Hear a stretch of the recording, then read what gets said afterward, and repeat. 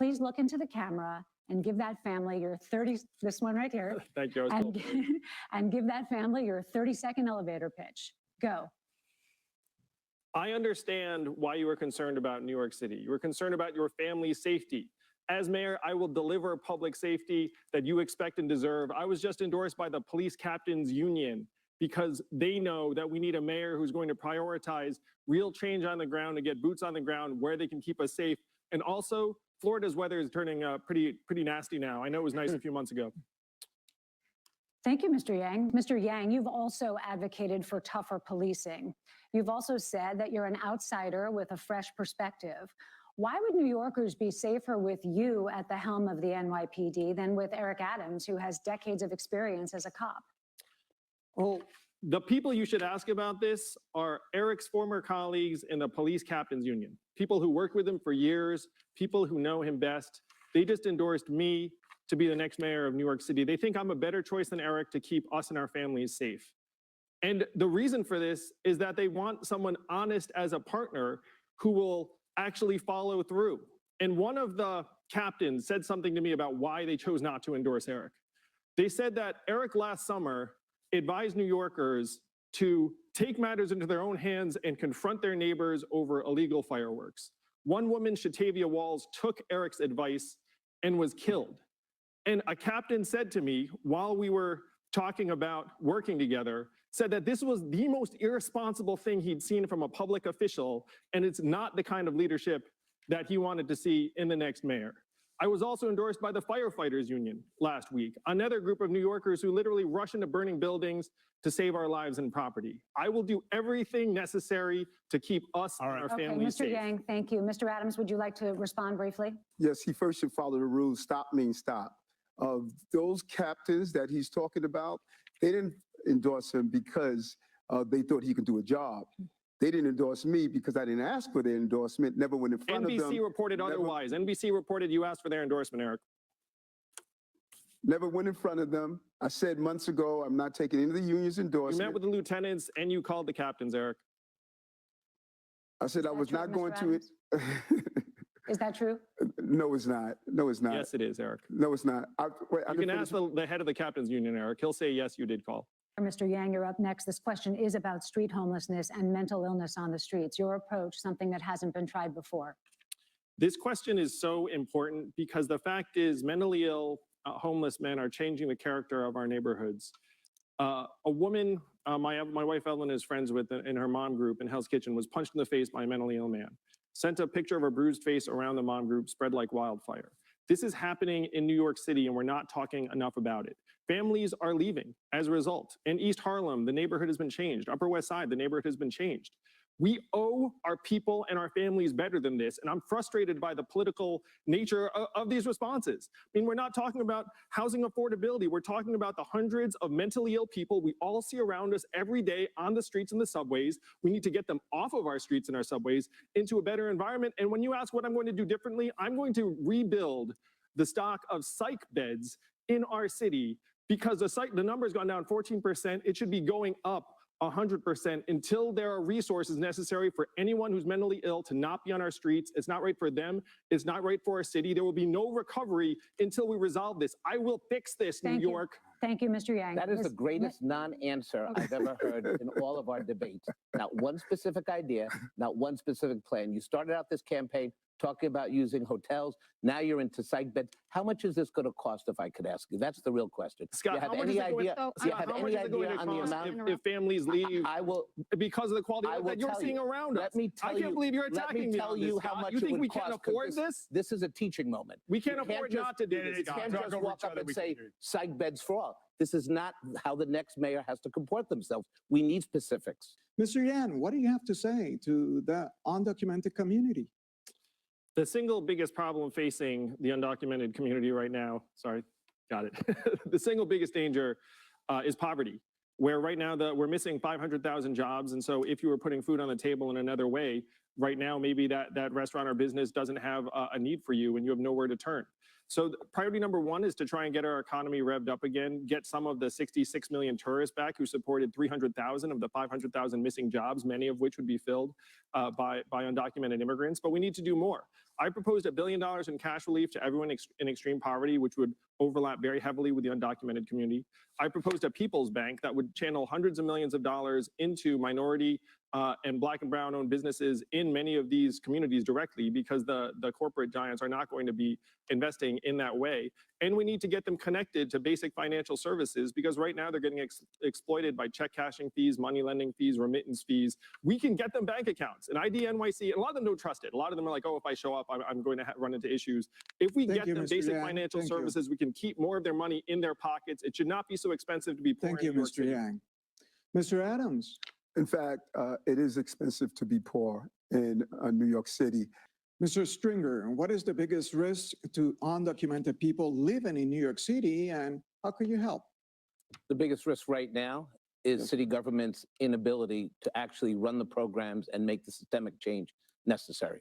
I talk about the lack of affordable housing. That's real for undocumented workers. I talk about an education system that is not meeting the needs of the children of frontline workers, undocumented workers, who literally risk their lives every day. Many died to make sure the rest of us had food. It wasn't government doing the heavy lifting. It was actually the people in the streets who, for very few dollars, protected us. We do not protect the prevailing wage in this city. We do not do the work to ensure that wages are fair. As mayor, I'm going to make sure that that happens, because as controller, I debarred 70 contractors who did not pay those wages to the people who needed the most. And also, we have to have real programs.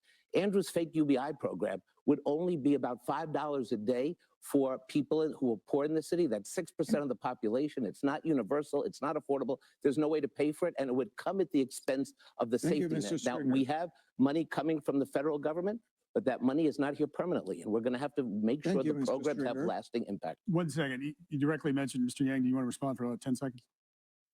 That's a lot of money for someone who's right at that line between staying in their home or not being able to put food on their table. And direct cash relief has been demonstrated to be a massive success in alleviating extreme poverty in other environments. There's just a new study that said that my plan would reduce extreme poverty by 60% in New York City. We have to get out of this, McGuire. We have to. $5 Mr. Stringer, I'm sorry, gentlemen, what is the worst idea you've heard from another candidate? And we're going to mix up the order. We're going to begin with you, Mr. Yang. The worst idea I've heard from another candidate was Eric Adams' advice to bring a firearm to church as a public safety measure. I think it speaks for itself. Mr. Adams, we were scheduled to go to you next. There you go. UBI, it went from UBI that Mr. Yang had, then it went to Borough Bucks, then it went to Monopoly money, then it went to Hope and Prayer. You know, we have to have real solutions for real New Yorkers, like my New York City Cares. Mr. Stringer? I like Andrew personally, but I have to say the two craziest ideas I heard was TikTok houses for artists and then a casino on Governor's Island. I lost it after that, and so did my kids. That wasn't a policy. That was just my suggesting something dramatic that might generate revenue for the city. Candidates, we have this question. We're looking for short answers if you could, but with just a few words. Tell us the one problem facing the city that you really don't feel you've figured out how to solve yet. Mr. Yang. How to get our broken bureaucracies to genuinely deliver value to us, the people and families of the city, whether it's education, sanitation, public safety, housing. Mr. Yang, thank you. Andrew Yang fought to elect Democrats and deliver stimulus checks to millions of New Yorkers. He's endorsed by firefighters and Eric Adams' own police union. The choice is clear. Vote Andrew Yang between now and June 22nd. Paid for by Yang for New York. I'll repeat the question, Mr. Yang. We're talking about a legacy development project, such as Times Square for one mayoralty. West side of Manhattan was for another mayoralty. Any on your mind is a big legacy development project? The legacy I want to leave is a city that's working for us and our families. And I want everyone to reflect on the fact that that's not guaranteed. But one of the ways we're going to recover is by building. I want to be a mayor that doesn't have one project in my name, but has a whole array of projects, whether it's the Queensway, which is going to redevelop 3.5 miles of defunct railroad track and turn it into a park that connects communities. It's going to elevate property values. for hundreds of thousands of people in Queens, whether it's a new water tunnel to provide redundancy for drinking water in Brooklyn, because if the first water tunnel fails right now, can you imagine a scenario where there's a borough without drinking water? Like, that's realistic right now. We have to remedy that. Thank you, Mr. Or Yang. it's clean Yeah, battery it's storage actually powers and already clean, but I mean, you probably can. I mean, you're on that one too, Catherine. But we need to rebuild New All York right. City both literally Thank and you, Mr. figuratively. Mr. Yang, both tough challenges for the city school system. Would your administration prioritize desegregating schools or improving the quality of schools? Tell us why. I think you can serve both goals. I think quality and integration go hand in hand. I'm a public school parent and a special needs parent, and I can say that the vast majority of parents, you know what we want to do? We want to send our kids to a local public school that's giving them an education we're excited about that represents the diversity of our community. That's what just about every parent wants. And it's only when the school doesn't deliver that do you then start looking around and saying, oh my gosh, like what do I have to do? So we have to do a better job of making people excited about the public schools in their neighborhoods. And then we'd see different numbers in terms of integration. I do want to say that right now, we've been failing our kids for this past year in an epic way. I mean, as a public school parent, I've been frustrated. Our school's been closed longer than they should have been, and 50% of kids are still not back in school. 29% of New Yorkers don't have high-speed internet. Who knows how their kids have been learning? So we have a lot of time to make up. Summer Rising, I think, is great if you're a parent watching this, you know, like some summer camp plus summer school hybrid, like on the city. Please do send your child. But Thank you, Mr. talking Yang. about these goals at the wake of our failure for hundreds of thousands of Mr. kids Yang, thank you. strikes me as missing the priorities right now. The solution to well, this, Mr. which Donovan, is well, it's- supportive housing that we created It's directly Mr. for Yang. folks. Mr. Donovan, we It's Mr. we assure you we're going to have get a to you. turn. It's Just Mr. Yang's turn. Just take Thank some of you. the seconds. Mr. Yang. I'm so glad we're talking about this. Half of the attacks on Asian New Yorkers have been by the mentally ill. Well, they're walking around, they're mentally ill, they see someone who's different, and then they lash out. So this is such a crucial issue to return a sense of safety to our city. I agree with Ray that we do need to be much more aggressive about Kendra's law. Right now, the standard is this. Someone has to self-select and say, hey, I need help, get me services. A lot of people who need help don't have the capacity to raise their hand and say, I need help. So we have to get the people the help that they need, even if they don't know it yet. And we can do this. There's been a standard in the past where if someone is clearly mentally ill or in need of medical attention, we got them on meds, we got them that treatment. We need to rebuild the stock of psych beds so that there's some place to bring them and make sure that if they are in supportive housing, that they're being monitored so that they take their meds. Yes, mentally ill people have rights, but you know who else have rights? We do. The people and families of the city. We have the right to walk the street and not fear for our safety because a mentally ill person is going to lash out at us. So what would you do when someone who is potentially violent doesn't come indoors? Again, the standard Are you should be that if advocating someone's for clearly mentally ill involuntary- or a threat or unconscious or unresponsive, then we take them off of the streets and we bring them to a hospital or other facility where they get cleaned up, get treated, get medicated, Ms. and then we maintain that situation and until Thank you, they're Mr. clearly Yang. not a threat to anybody. Mr. Yang, what do you have to say? Thank you.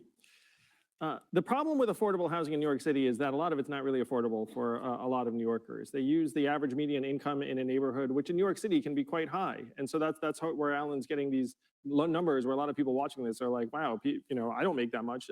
So we have to do what's called deeply affordable housing. And we need a better measurement than number of units because some units are more accessible than others. So we have to have a better conversation about it. I've proposed $4 billion in investing in building and preserving affordable housing, 30,000 units a year during my administration, which is not enough to solve the problem. So we have to do more. We have to look at converting these Class B office buildings that are not going to come back as offices. I'm all for bringing people back into the office. It's vital for New York City's recovery, but a lot of the weaker office buildings will not make it. We need to try and convert them into housing as quickly as possible. We should also loosen regulations around accessory dwelling units and single room occupancy, co-living. There are ways that we can develop new forms of housing that are going to be more accessible and inexpensive. Thank you, Mr. Yang. Alan, one second. Yes. Sally, you wanted to Yes. follow up. Yeah. because Sally's covered some of this. Just to follow up for Mr. Yang and then everyone else who's answering, I think what Alan's trying to get at specifically is where do you draw the line? What is the income level at which you say the city will not subsidize affordable housing anymore? That person has to get it on the open market, no city subsidy. What is that income line for you? The income line should be lower than the numbers that Alan's citing. That if someone's making $200,000, hopefully that we can get affordable housing options to a point where that doesn't require city subsidy. Okay, so below 200. Can you give us a better idea of what the number is? Your Well, number? Well, we have to see what the impact is. Like, I wouldn't want to throw out a number level because I don't know what, how many families that would impact, and what the right approach would be. But I do think that these numbers that Alan's citing are out of whack. And they're out of whack because we failed in building affordable housing for years and decades because everyone's for affordable housing until it's in their neighborhood. And then all of a sudden they don't like it. So All right, Mr. that's Yang. what we have to do is we have to amend a political process that makes it impossible to build the affordable housing stock we need. All right. Candidates, thank you. We have a quick lightning round, maybe to help voters get to know you a little better, different aspects. So I want to ask you, how many hours of sleep do you need? And Mr. Yang, 6. Yeah, that's right, Dane. That's a better. Mr. Donovan, If you'd ask we've had an indoor smoking ban, we've had a trans fat ban, and an attempted big soda ban. What would you ban to make New Yorkers healthier? Mr. Yang, I think these are already illegal, but I'm going to ban those ATVs that are terrorizing our Oh, streets yes. right now, that they're just like, making so much noise. You feel like there's a disaster around the corner. We're going to get rid of those ATVs under my watch. Mr. Yang, Consoling a parent who'd lost his son. I'm a dad. I have 2 boys, and I just imagine myself in his shoes. Comforting him it felt like a blessing, but it was a very tough experience. we're going to ask you this, maybe perhaps a bit more uplifting. What celebrity would you want to perform at your inauguration? Mr. Yang?